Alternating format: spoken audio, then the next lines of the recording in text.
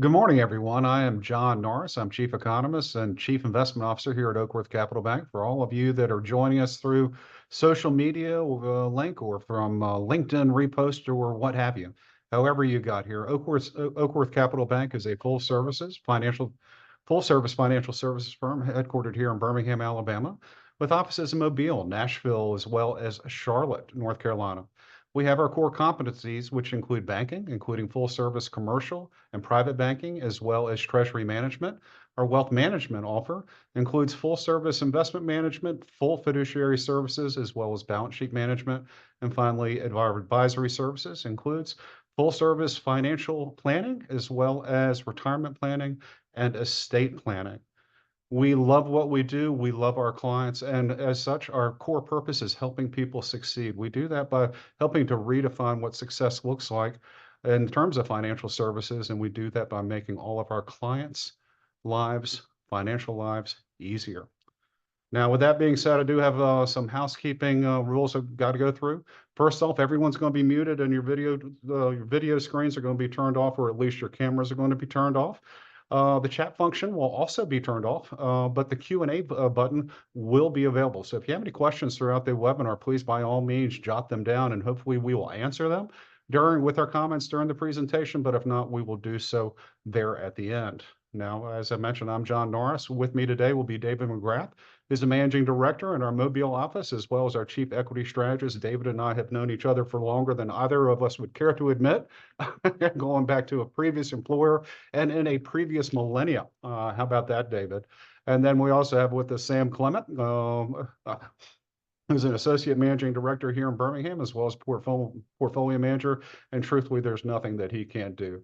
Also on our investment committee that are not joining us on the webinar today are Chris Cooper, as well as Ryan Bernal. Chris Cooper is one of our portfolio managers and has a wonderful analytical mind. Ryan is our trader and analyst, and he is a lot of fun to have on our team.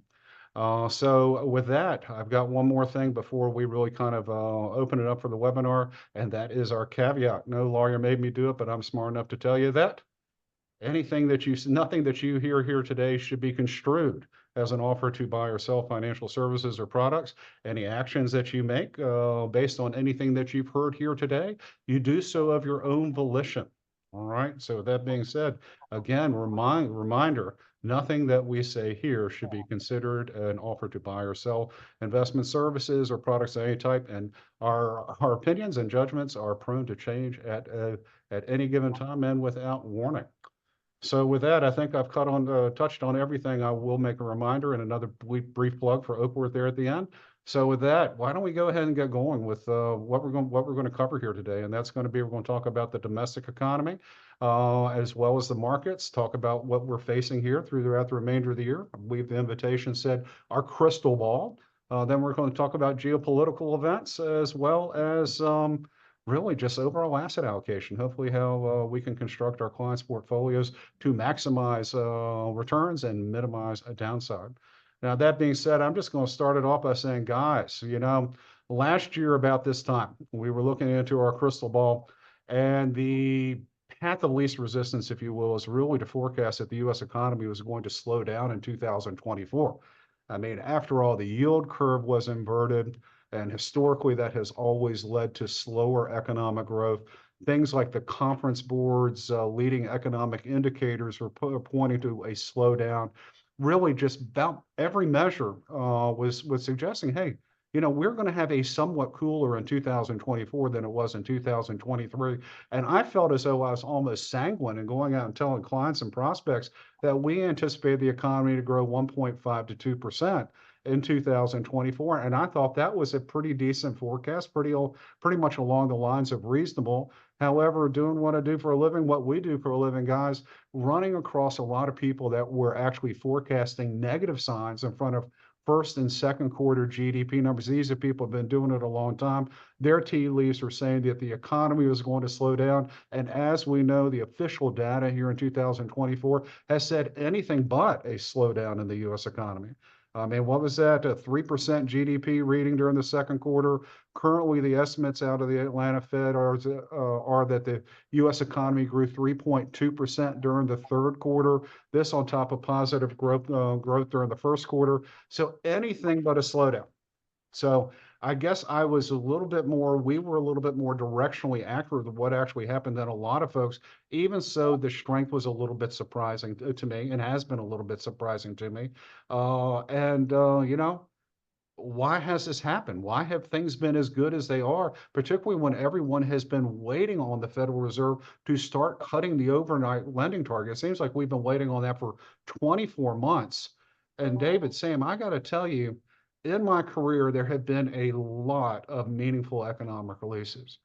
I remember getting back into this business back in 1991, a mercantile safe deposit and trust company up in Baltimore, Maryland, and we still cared about the federal budget.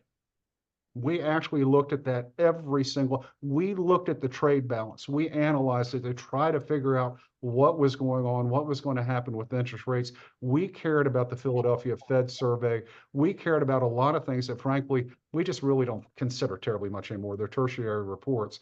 And I would tell you, David, you've known me for a long time and you've heard me talk about originally it was the NAPM reports. Now it's the ISM reports on business. I love those reports as much as I can love any economic report. And those things have been historically important. I've already mentioned the Conference Board's leading economic indicators report. All of these things seem to really kind of fall apart over the last 24 months, seem as though they don't really make a lot of sense, or at least don't have the same correlation that they used to, because everyone is really focusing on two things: inflation and the labor markets, right? And the government, the Bureau of Labor Statistics, is going to tell us exactly what they're going to be, whether it's right or not. They're going to tell us what it's going to be every single month. First Friday of every month, we get the employment situation report. And during the second week, ordinarily, we get the consumer price index. Last week out of the month, we get the personal income and expenditures and incorporate in that as the personal consumption expenditure deflator. And that is nerdy stuff, I admit. But we get all the data, and it seems as though that's all anyone has paid attention to. And as a result, these things are a little bit weaker than they were to start the year. And the Fed cut the overnight lending target by 50 basis points on September the 18th. Now, that being said, that out of the way, David, with everything that's going on, with the changes in the investment industry, the way that we look at data, what are you seeing out there? I mean, because it's hotter than we thought it was going to be. A lot of stuff still points to a little bit of a cooling, but inflation's not maybe exactly where we would want it to be. And it's hard to really kind of buy into maybe all the methodology. The labor market seems weaker, but the data isn't telling us that. 4.1% unemployment, 254,000 jobs last month. What are you seeing? What's going to happen in the remainder of the year? And then, is it going to slow down ever? Well, you would think at some point the slowdown is coming in, and I think the labor market has slowed down some, but we were so hot as a labor market, unemployment rate at 3.5%, a little under 3.5%. I mean, it's come up. We're at 4.1% right now, which is, you could say it's the labor market is cooling some, but it's gone from white hot to hot. So, it has cooled, but it's still very strong. And John, you can go all the way back to the end of 2022 when most economists started calling for the recession. Yeah. And they really haven't stopped calling for it. And the consumer remains strong. We even got a retail sales number this morning that showed, that the consumer is still hanging in there. And I think, you can go back and look at what has worked over these last couple of years. Home prices are up. A lot of consumers were able to refinance and lock in a very low mortgage rate. So that has helped. S&P 500 is up 70% since COVID hit. So a lot of, the consumer balance sheet looks really good. There are some consumers that haven't kept up. And unfortunately, those people that didn't own a home, rents have gone up a little faster than wages. Food has gone up faster than wages. So we've kind of got a bifurcated consumer right now, where the bottom third, the bottom 40% of consumers are really struggling right now. The top 30% are doing quite well.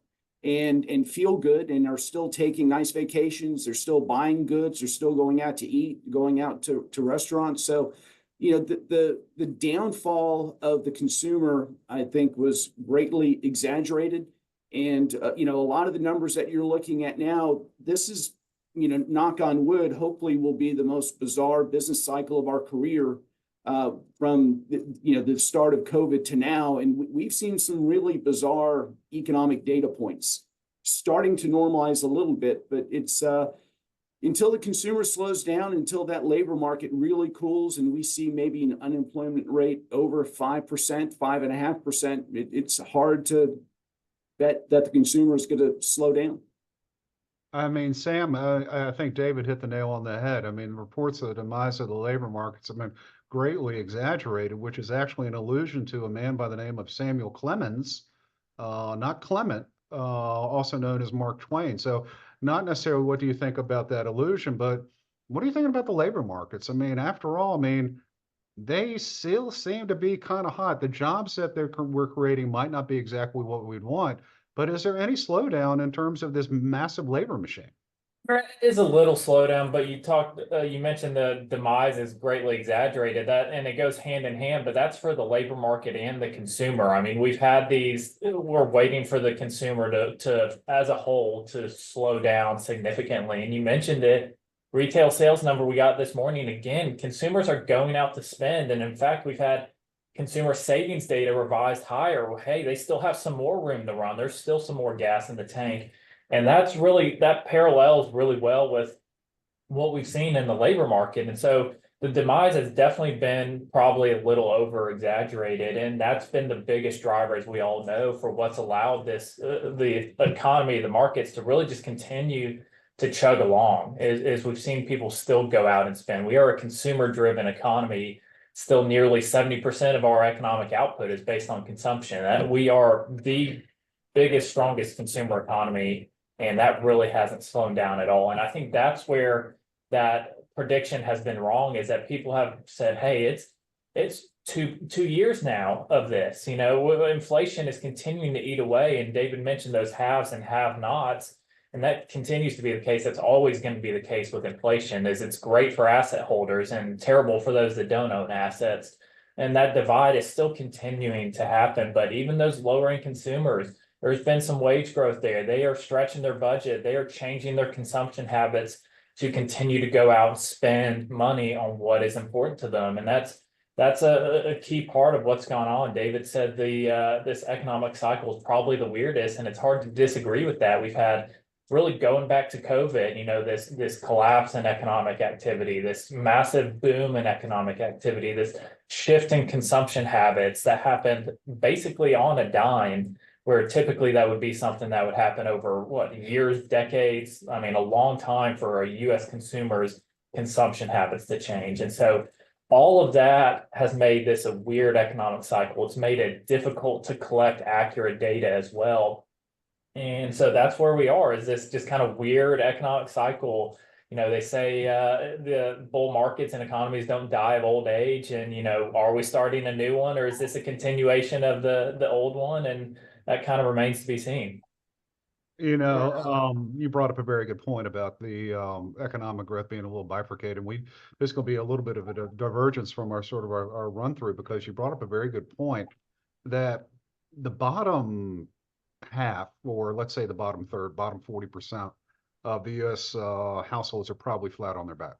If you take a look really at the CPI, take a look at the cost of essentials, sort of inelastic goods and services, those things really are uncomfortably high. It's almost like a snowball effect as well. You have the higher prices, you have the higher prices, you have the higher prices. You don't notice them at first. Maybe the frog in the boiling water might be a better way of the better illusion or analogy. But then all of a sudden you kind of take a look at things, it's like, I can't get out from under. Whereas conversely, I would say probably the top quarter of U.S. consumers and households are having a kind of a nice run of it. Might not be as white hot as it was a couple of years ago, but David, to kind of your point, the top quarter of U.S. households can grow 8%, and everyone else can grow nothing.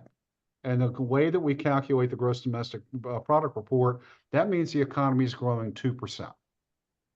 So when we take a look at things out there, is this the reason why there's a disconnect between what the government is telling us in terms of economic activity, in terms of the labor markets, and the average American's perception of reality? A huge disconnect right now. You can go to Real Clear Politics, go to any number of websites, see direction of the country, and everyone thinks we're in the toilet. However, what the government's spitting out would say something completely different. You go to restaurants and bars in the tonier areas of town, they're pretty crowded. At the same time, the CEO of McDonald's is saying, hey, we're struggling here with a certain income group. David, how much longer can this continue before we start to see maybe a little bit more even, well, spread of the wealth, if you will? You know, I think that leads to a really interesting discussion on the safety net we've built as a country for people that need it. And the cost of that safety net, I think, is going to be going up. Yeah. And you know, that is going to be the question, that in the timeline of that could be very long. It could be 4 years, 7 years. I don't think it's a 12-month situation where we find ourselves struggling with this. But you know, if you look at the kind of the upper class and the lower class, both have grown over the last 10 years. It's the middle class that is shrinking. And you know, the growing upper class has kept the economy moving. The growing lower class is the struggle. And how do we get more of those folks into the middle class, into a first home? And you know, it's not even the folks that are new to the workforce. They're finding it very difficult to buy a home.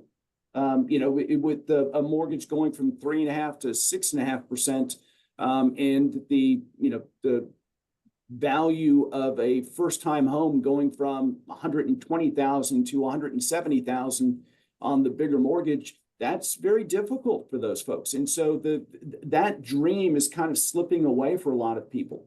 And so, you know, how do we get back to kind of a normal situation? I think it's going to be just several years of kind of, you know, slowly chipping away at it, but I don't think it's a quick answer.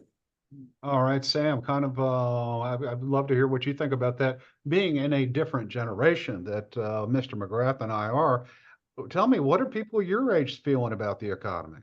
Well, I think you mentioned it, those polls generally about the direction of the economy are, I mean, historically bad. They are 2008 level bad in a lot of senses. These consumer confidence levels have been 2008 bad at a time where we all mentioned it. This is what, ninth quarter in a row of positive, pretty decent economic growth, and the stock market at all-time highs. And you know, gas is not too significant of a portion of people's budgets on average. So all of that, you would think people are saying, hey, things are doing pretty good right now, but it's kind of probably in the middle a little bit. I mean, yes, the government data, one, that's hard to calculate on what the person's budget is going up per month. I mean, John, you wrote about it before. Am I spending a 0.25% of my budget on salad dressing a month? Probably not. Things of that nature. So it's difficult to calculate, but also just sentiment is not always, consumer sentiment has not been in line with where things have actually been in people's actual lives. And so whether that's social media, whether that's an increased focus on politics, there is plenty of people, and anecdotally, I can think of some as well, who are in the best spot they've ever been in. Their net worth is at an all-time high. Their real wages are probably at an all-time high. I mean, there's lots of good things going on, and they will say things are terrible right now. So where the truth lies, it's probably a little bit in between, but it's hard to imagine so many people are so negative given their own situation being probably a little better than they would even admit. I would tell you, I think that's probably due to the fact that a lot of people looking into their crystal ball, and I do have a crystal ball on my desk in my office, by the way. That's not kidding around. I do have one. But people looking in the crystal ball and seeing out there into the future, knowing that we're already 34, $35 trillion in debt, we'll take out another 1.9 trillion, $2 trillion. Who's counting any longer? The Treasury this year, according to the administration's budget, which you can find at whitehouse.gov, go to table S2, as I know everyone already has. And you'll be able to see that the current estimates are given, modest inflation, modest GDP growth type numbers, the current estimates are the US Treasury is going to rack up another $19 trillion worth of deficit spending over the next 10 years. So David, you mentioned about how the social safety nets are going to be getting even more expensive, and they are. I mean, the majority of the growth in that deficit is Social Security, Medicare, and Medicaid, as well as servicing the national debt, which I don't think we have any politicians that want to touch the first three, and we can't not service the national debt. If we defaulted if the Treasury defaulted, it would cause a depression. I mean, an economic depression that would make the 30s seem like a little bit of a joke. So when I take a look out there and see this level of indebtedness, see how expensive all this stuff is going to be, although I might be relatively sanguine about the current rate of economic activity and kind of pushing us forward into 2025, where I think we might see some darker clouds. More on that in a second. Not necessarily what's happening in the United States, but what's happening internationally. When I take a look longer term, it's hard not to be perhaps a little bit less excited about the future, because that money is going to have to come from somewhere that Washington's using. And the truth of the matter is, it's either going to crowd out investment or crowd out investment elsewhere, or it's going to cut down on what the government can spend in terms of infrastructure improvements and other sort of discretionary things. So fiscal policy probably will be a little bit of a drag on the economy, or at least not the add that it has been recently over the next decade, and that will likely slow down the overall GDP number potentially by about 50 basis points. As bad as that is, and it's horrible, guess what? And this is probably politically incorrect now. I don't even know what's politically correct any longer. In the land of the blind, the one-eyed man is king. Okay, I admit that might be politically correct, and I apologize if I offended anyone. I'm old, and you're not in any of it. So when I take a look at what's going on in the United States right now, I take a look at our growth, take a look at everything that's happening with our political dysfunction in a lot of ways, take a look at our massive deficits, everything that's going on. I still would contend we're a much better bet than the remainder of the world in terms of developed markets in particularly, but in terms of just financial systems, in terms of rule of law, and in terms of a lot of things. Now, the reason why I say that is because when you look at the remainder of the G7, a lot of them are facing some pretty severe demographic headwinds. Japan, notably, much of Western Europe, certainly. And then they are just not as flexible as the US economy. We beat ourselves up a lot, but we have a very entrepreneurial, very flexible economy that can respond to crises much better than the remainder of the developed world. Even that's not necessarily my biggest concern out there. My biggest concern is in the emerging markets, and specifically in China. I think it's India's, the next 30 years should be India's if New Delhi can get out of the way. I mean, truly, if New Delhi can get out of the way, the next 30 years should be India's room to run. However, in terms of China, we haven't heard that much about it here in the domestic press. However, those that follow it know that they have a major problem over there, a major problem with their banking system, a major problem with their housing market. I read somewhere that there is some 90 million housing units that are vacant. They can't sell them. Well, they can sell them, but the people that own them can't sell them. That's 90 million at an average of about $200,000 a pop. You do some basic math, and I've already done it, so it's not $18 trillion worth of loans out there that no one's going to repay. That makes 2008 here look like almost a cakewalk. You add that on top of the inflexibility that Beijing has in terms of just everyday life. And then Sam has brought this up several times. Two generations, for all intents and purposes, of the one child only policy. You've got not only financial headwinds, you've got some pretty significant demographic headwinds. And let's face it, China has been an economic engine, maybe the economic engine for the global economy over the last 20 years. It's grown at double-digit rates. Now the IMF is saying 4%. I think over the next 3 to 5 years, Beijing would love to have 4%. I think that's a very rosy outlook for the Chinese economy. I think we could actually maybe see some negative numbers. So when I take a look at that, I am far more optimistic, regardless of our problems here in the United States, than I am the remainder of the world. Sam, talk me off the ledge. I sound like a xenophobe. I sound like I'm waving flags. Am I completely wrong here? You're not wrong. And, you know, in the investing world, at least when you're talking about where to invest, it's a relative game, right? You know, where you're going to overweight and underweight. And comparing us to the developed markets, I mean, you're spot on. Several of these G7 countries are already experiencing negative growth right now. Meanwhile, we are, again, 9 quarters in a row of pretty strong economic growth. We have the most innovative companies on the world. We have the most free and open markets, essentially, and we have tons of demand internationally coming here because of reasons like that. And you know, I've mentioned this before, but you poll U.S. citizens whether it's a good idea to start a company or not, over 90% will say yes, and that is pretty uniquely American, especially in the developed markets in the G7 countries.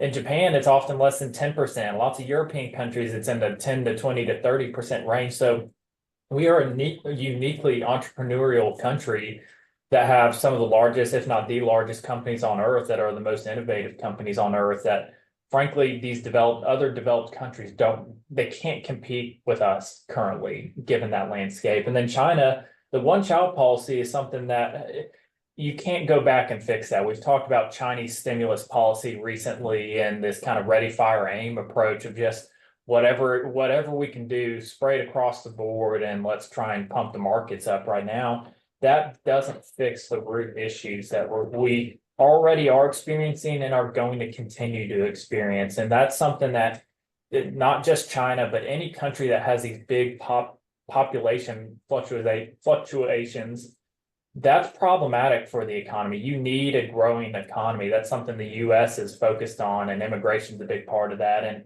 China is going to have to deal with the ramifications of that. And it's not something that some stimulus package can really go out there and fix. You said a mouthful there. I mean, that's a fantastic response, David. You know, for long years, I mean, it seemed as though international investments were sort of a buzzword. You had to have them. Do we need to have them? You know, I think a lot of the studies that showed all of the great diversification benefits were in the mid and late 80s, early 90s. You know, if you look at the S&P 500 last quarter, 47% of revenue came from outside the US. So even if you just held the S&P 500, you want other countries to be strong because they're buying a lot of our stuff. So we're still getting some diversification. I do think it's not a bad idea to have some, but you look at a lot of institutional managers, they'll have 40-50% of their equity in international.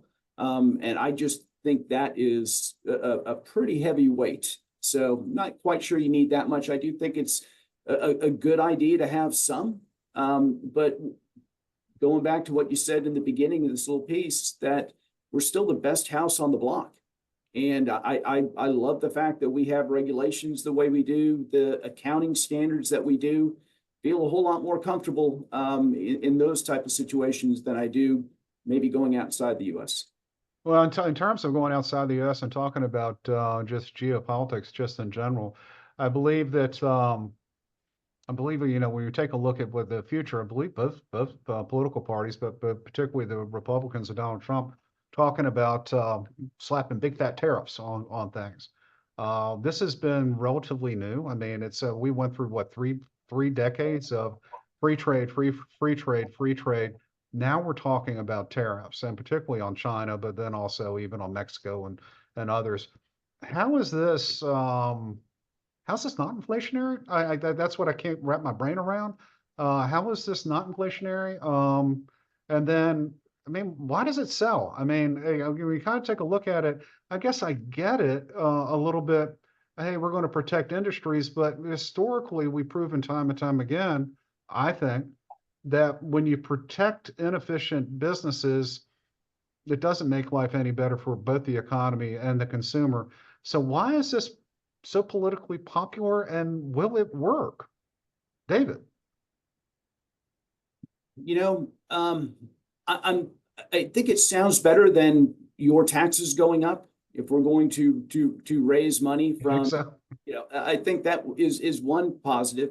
And I think the threat using some tariffs and then the threat of additional tariffs may give some leverage in negotiations with trade going forward. So I do think a lot of things are inflationary right now, John. So I don't know how it's not, but I do think that tariffs are probably here to stay. And if nothing else, it gives us some leverage on, we have the ability to go higher.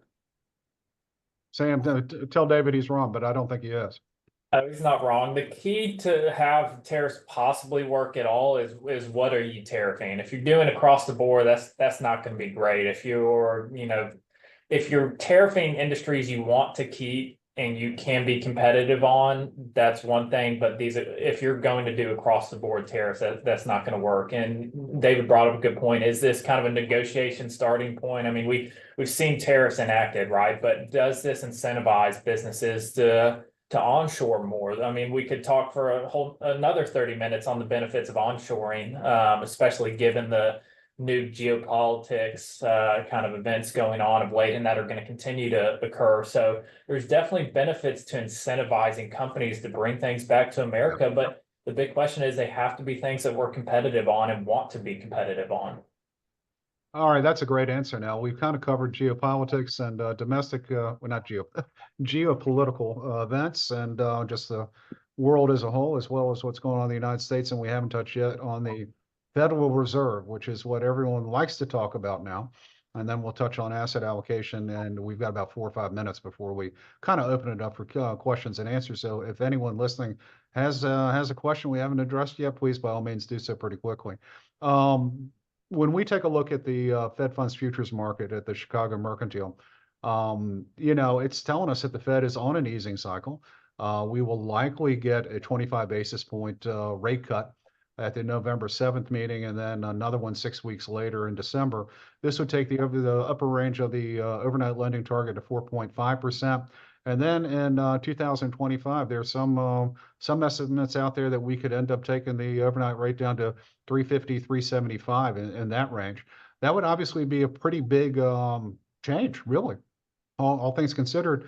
David, how does the Fed get there when the economy is growing 3%, 3.2%, when inflation is still out there and the unemployment rate's 4.1%? I mean, it doesn't seem to make a lot of sense, but at the same time, if you were to make me bet you $10 where the overnight rate's going to be this time next year, I would probably say 3.5 to 375. I mean, how can this be? I would use another old adage: be careful what you ask for, you may get it. Yeah. I think if we have a Fed funds rate at 3.5%, that tells me the labor market has weakened significantly. That means the consumer is probably pulling back, and that means corporate earnings are probably going to be lower than what we're projecting right now. So I think kind of a happy medium is a labor market remaining relatively strong, looking at historical levels, maybe not looking at the 3.5% unemployment that we had last year, but keeping it with the 4 handle on unemployment, having earnings still be good.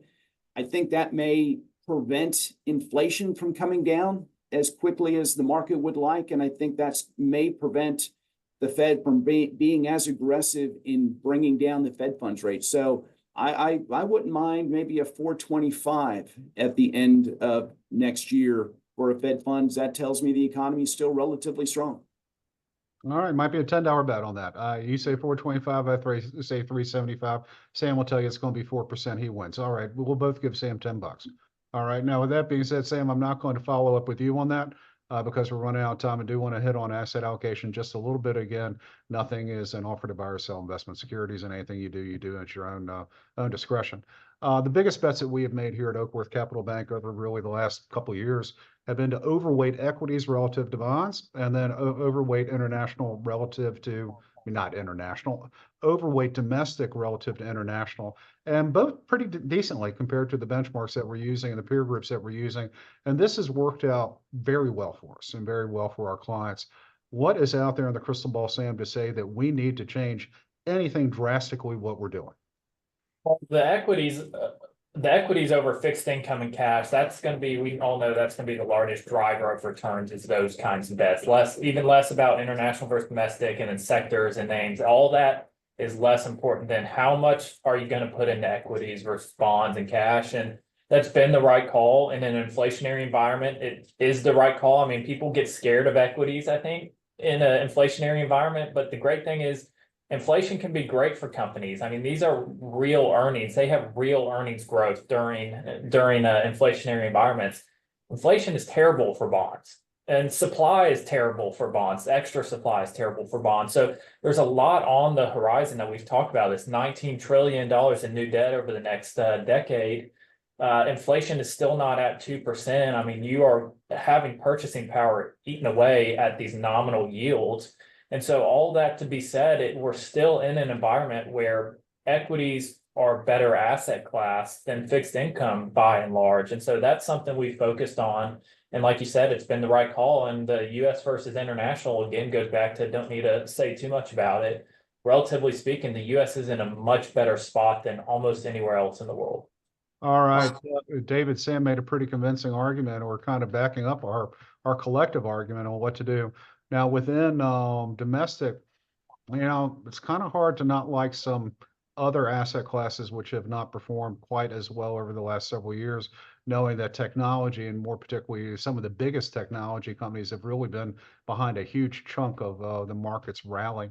That seems to be changing a little bit, but wouldn't now seem to be a pretty good time to maybe consider value and consider small caps for the first time in a very long time? I would agree 100%. I think looking back on the environment we've been in and going back to the opening statement, talking about looking for a recession for the last 2.5 years and not getting it, a lot of the smaller stocks had priced in that recession. We were trading at 13, 14 times earnings on the small cap index versus 23 for the S&P 500. The closer we get to either a soft landing or a no landing, means those valuations have a chance to come up. And the other issue, all the debt we're talking about, interest rates probably will be higher for longer. That's going to take away the tailwind that growth stocks have had for the last 20 years. So I think we may have a slower growing economy, but a more balance between growth and value, and an environment where smaller stocks can actually participate in the rally, unlike the year and a half that we've seen. All right, thank you for that. I think that's a fantastic answer. Now it's time to move into the Q&A. We already have a few lined up. Charles, I do want to touch yours first. I'd love to stay away from any specific recommendations regarding any particular Indian companies or any big exchange traded funds. That just gets a little bit too granular for this, and it does really kind of means that we're out there pushing a product, and we'd rather not do that. So there are any number of companies out there and exchange traded funds. I would probably be more inclined to use an exchange traded fund or a mutual fund than any one specific country, understanding that when you buy a fund, you're eliminating a lot of unsystemic risk and not understanding the Indian financial system quite as well as anyone would like here in the United States. I think that's just really kind of the safest approach. And there are any number of them out there. Now, with that being said, the Indian market, we're not alone in thinking that it's going to be India's room to run. And it's not maybe as cheap as it has been. It's rallied quite a bit too. So any form of pullback significantly in the Sensex would be probably a decent time to buy. Now, I'm not saying going out there and buy 20% of your portfolio in India, but India specific, nibble 2, 3, 4% at first, see how you like it, and then add from there. So try to use a fund as opposed to any individual companies, in my estimation. Now, one of the questions out there from anonymous attendee is, you mentioned population problems and having an impact on China. What about all the people streaming across the border here in the United States? 20 million influx of people here. Let me start by saying that immigration has always been a net positive for the U.S. economy. Always. Everyone's here as a product of immigration. So I'm not worried about long-term people coming to this country and taking jobs that no one would want to do. That's historically the way it's always been. And that's historically going to be the way it always is. with the influx that we've had here, we just simply having that many people come through. We can't vet them all. We don't know what diseases they have, and we don't know what skills they have. We don't know their criminal histories and what have you. So bring on people that want to come to this country and work hard. I mean, by all means, bring them on. That's why we're all here, and it will be a boom for the U.S. economy. Bringing on that number of people, and we don't know where they are, what they can do, and whether or not they're sick or not, that's a little bit scary to me. So overall, and theoretically, in a perfect economic vacuum, 20 million people come to the United States means 20 million people that that need to work, 20 million people that need to be clothed, fed, shod, and housed. That should be beneficial for overall economic activity. David, Sam, your thoughts? Yeah, no, I agree 100%. I do think the housing issue is larger now than normal since, with mortgage rates where they are. And I see a couple of questions on mortgage rates, so maybe we can delve into that after this. But, I do think you have 15, 20 million people all needing a place to live, and that is going to help drive the cost of rents up. So I do think that is going to be an issue over the next couple of years that will have to be addressed. And I'm not sure that sinking mortgage rates are necessarily going to be, if that where that comes from, because I'd love to get John and Sam your thoughts, but I think mortgage rates are settling into kind of a normal, maybe a 6% type of range. I hard to believe we're going to go back to the sub 5% mortgage rates anytime soon. And especially if inflation remains a little hotter than expected, I think we're probably getting close to where that long run mortgage rate is going to stay. I mean, Sam, your thoughts, but to make it kind of short, we've got a couple of other questions. Just mentioning the bond yields and mortgages, those rates are probably going to converge to a little more historic norm, that 10-year to mortgage spread. But I think we would probably lean more on that being the 10-year kind of ticking back up rather than mortgage rates coming down too significantly. I just can't. 6.5%, 7% doesn't seem that egregious for consumers to go out and borrow money for 30 years, given the current environment and the economy being where it's at. Yeah, Warner, I see your question, and I kind of agree with these guys. I think we're probably in sort of a range with the 10-year. And I'm going to tell you what I think is going to happen. If the 10-year does get back up to 5, which could happen given all the supply and the fact that I don't think inflation is going to fall terribly much more, if it does get back up to 5, you're going to see the Federal Reserve add to their balance sheet again. If not that, then they will quit quantitative tightening. They've already slowed the pace of quantitative tightening down. So we are going to see the Fed put a backstop on longer term interest rates. They've done it before. They're going to do it again. And if nothing else, they're just going to try to keep the Treasury's debt service down. So I do think that the Fed will play shenanigans on the yield curve if we do see rates blow up the way they probably could or should. And at the same time, the supply is going to should keep rates a little bit higher than what we would like. So, when we take a look at the 10-year, I feel comfortable in a relatively broad range of 4.25 to 4.75, sort of longer term. And it would take really a very big economic downturn to change that estimate in my estimation. Another question that we have is really kind of about the markets just in general and how much cash you need to have. And I think 2 or 3 are about the same. What should you be doing during a downturn? What are the cash needs? Because at some point, certainly we'll have another downturn. And Sam and David, I will answer these questions, which I'm kind of combining because we're running short on time. And we need to ask, people need to ask themselves, how much are you comfortable with the downturn? Is a 10% downturn in the market going to impact your way of life? Is a 20% downturn going to impact your way of life? If those answers are no, probably not too much, then don't agonize over it. I mean, I know I'm being cavalier with someone else's money, and I'm not trying to be. However, that's really kind of the litmus test for how much risk you should be taking. If the prospects of the market going down 10% keeps you up at night, you probably need to take some money off the table. I mean, truthfully, if it doesn't keep you up at night, then you probably need to maybe add a little bit more risk to it. I mean, that's kind of a vague way of answering that. don't sweat what historically happens with some regularity. And also, while we have downturns, and we have always had downturns, the markets historically come back. If you were to take a look in 2008, as awful as that it was, David, was that 28 months later you had all your money back? In 2022, as awful as that was, it was a horrible year. Everyone's got all their money back and then some less than 24 months later.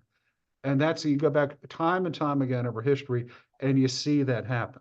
If you feel as though you really can't sleep at night, you want to take some risk off the table, by all means do so.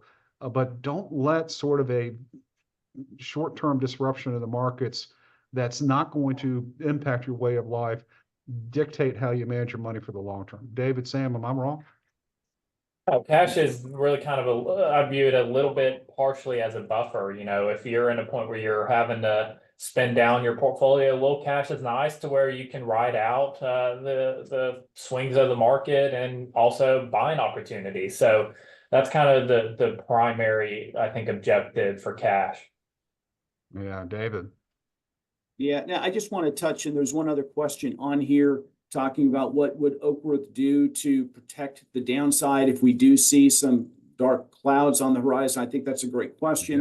Yeah. And I think right now, if you look at the S&P 500, it is more overweight growth to value than even the tech bubble of early 2000.